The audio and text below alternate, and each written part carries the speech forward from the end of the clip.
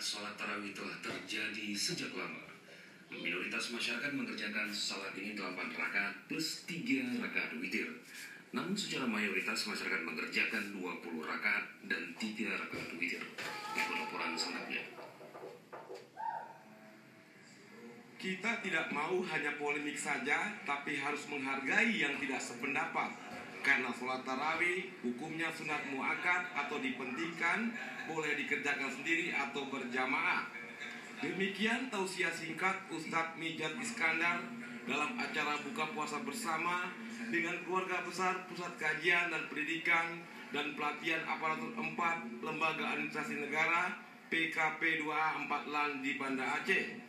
Mijat Iskandar mengatakan sholat tarawih adalah sesudah sholat isya sampai waktu fajar.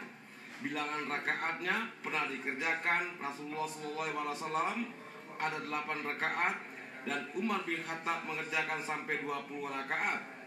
Amalan Umar bin Khattab ini disepakati oleh ijma, tentunya punya alasan dan pemahaman sendiri.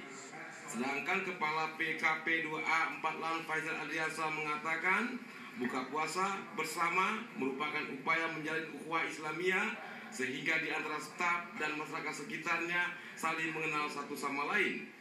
Dia berharap kegiatan semacam ini bisa mendidik untuk berbagi sekaligus kebersamaan dalam meningkatkan kinerja maupun amal ibadah.